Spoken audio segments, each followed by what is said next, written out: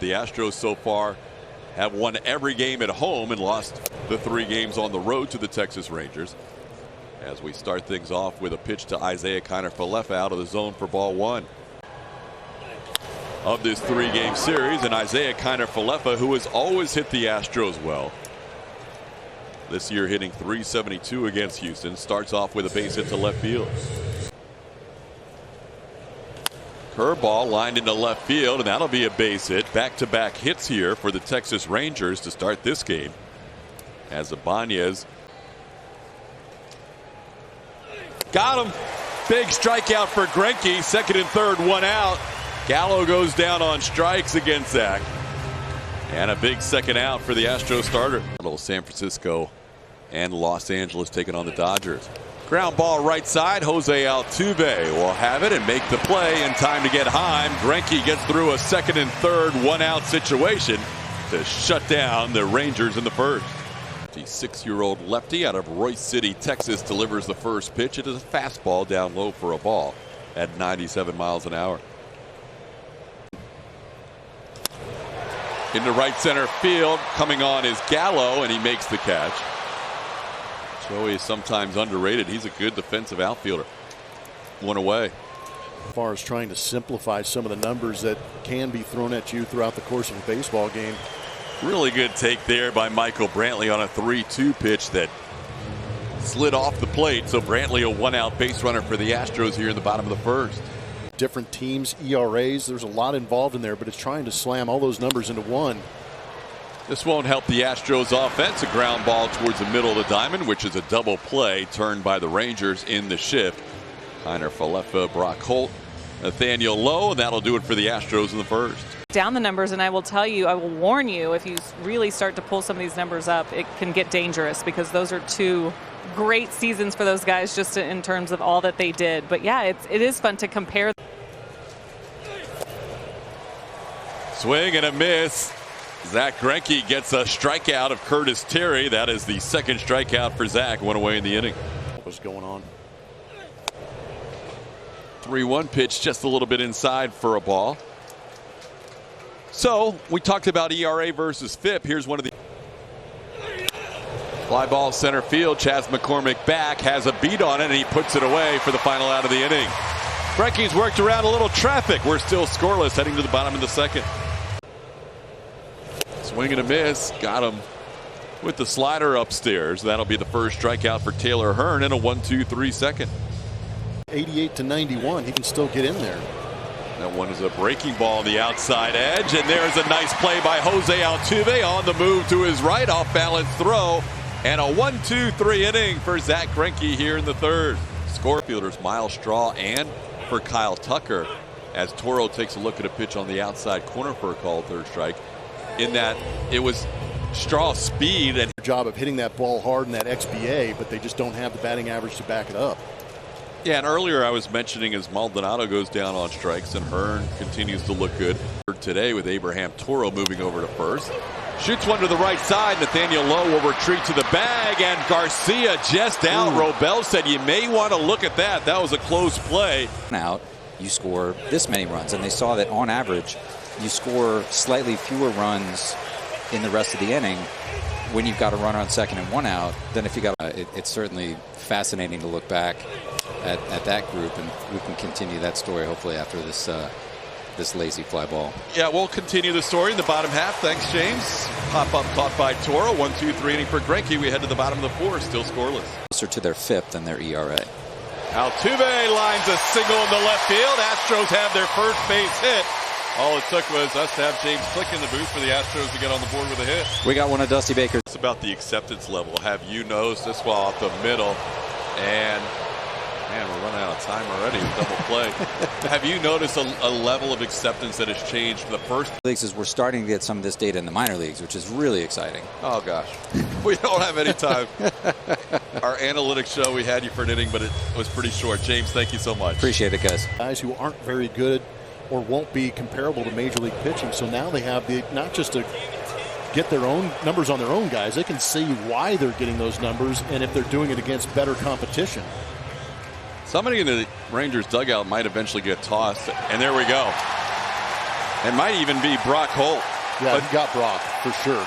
Chris Woodward was going at it too, and he's gone. When you don't have a lead for 99 innings. Yeah, frustration sets in a big way. And if you find somebody else to blame other than yourself, you're going to go ahead and let them have it. So the roughest stretch in Major League history, as now Chris Woodward leaves the game, and there it is, the first lead in 99 innings.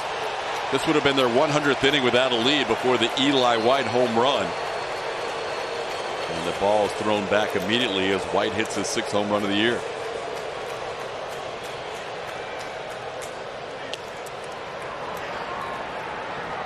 Eli not waiting around, attacking early in this count against Zach Greinke. They tried to get that fastball on the inside corner, but this one leaked out over the plate, caught a little too much of the plate as Eli barreled it up and hit a line drive into those Crawford boxes.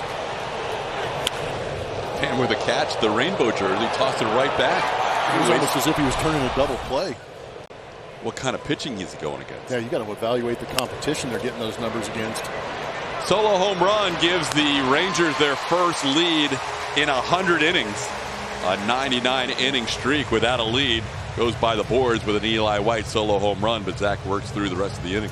As much info, or they don't need quite as much info, but some guys go, they dig in a little more. One of those guys who likes to dig in a little bit is Carlos Correa. There goes McCormick again. This ball drilled deep to right field. Abraham Toro! 2-run home run. Astros take the lead. 2-1 with a 2-run shot in the 5th. Toro showing some quick hands on that 2-2. There's a laser out to left.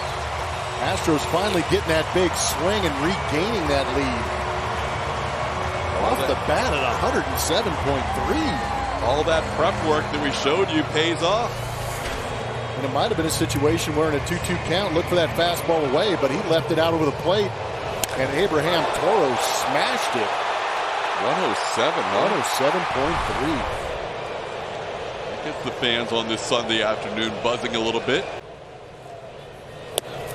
Pitch up. Maldonado draws a walk. Julia. And Garcia sends one the other way. Culberson, the new third baseman, will flip it to the shortstop Kiner Falefa for the force out. Astros lead through 5. It's 2-1. There's a ball to Altuve. Another ball into the shift. And the Astros know exactly where to position Gallo and Heim on 2 groundouts to shallow right field. 1-2-3 inning for Zach Greinke. We head to the bottom of the 6th inning. 2-1 Astros. At the end of the season, especially if you've got 4 or 5 years in the big leagues, those numbers eventually find that median where they average out to what you normally do throughout the course of a season. That means that they're able to stay in there a little bit longer. Altuve out. He is picked off first base. Altuve's only attempted 5 steals on the year. He got caught there on the pickoff by Joely Rodriguez.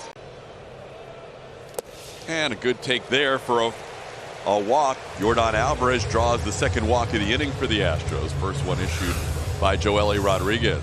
Not common to see a high slug, low strikeout team. Yeah, usually they go in opposite directions. Yes. Yeah. Or usually don't go in opposite directions. Oh, so usually they match up. Yeah, usually they match up. The higher the slugging percentage, the more big swings you're getting. That ball's hit hard and past the diving second baseman Ibanez. Yordan Alvarez being waved home. Gallo's throw not in time. Astros lead 3-1. RBI single by Kyle Tucker. 3-2 pitch, and McCormick goes down swinging for the final out of the inning. But the Astros add to their lead on a 2-out base hit by Kyle Tucker to make it a 3-1 game. Strikes now at 3-2. And he gets the ground ball, but the ground ball finds its way between Toro and Altuve. That'll be a base hit. Oh, look out. Curtis Terry gets hit by a changeup.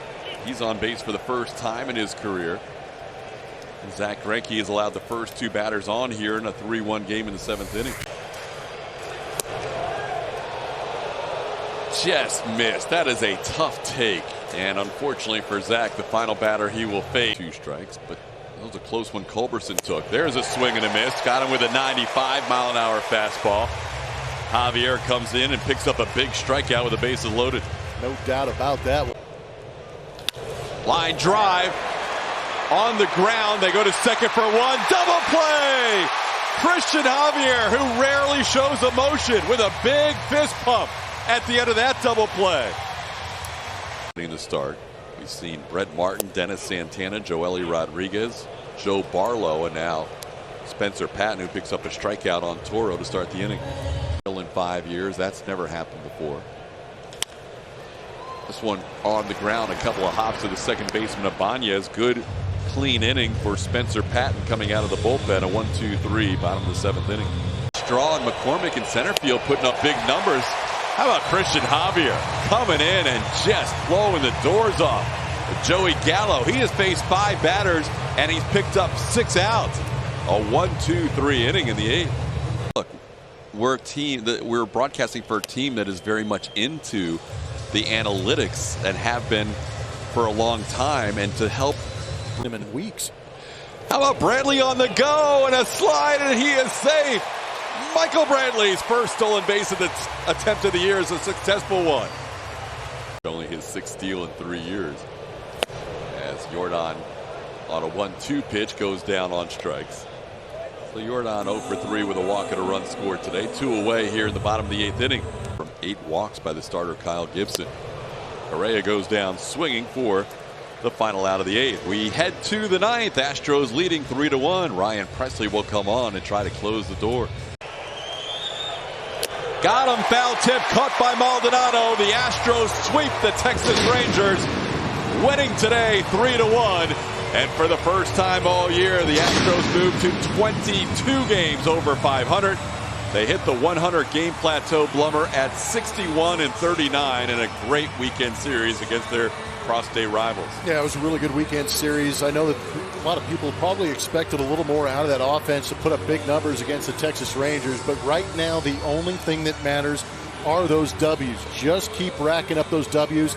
They were expected to beat the Texas Rangers. They beat them handily and just sent them on their way. So that is a great thing, not only in the Lone Star Series, but also for the Houston Astros continuing on to Seattle, where it's going to be the beginning of a very tough road trip. Currently, the Astros lead Oakland by 5 games, and their lead over Seattle now 7.5 games, with those 2 teams playing the final game of their 4-game series in Seattle. We'll have more, including the post-game show, right around the corner.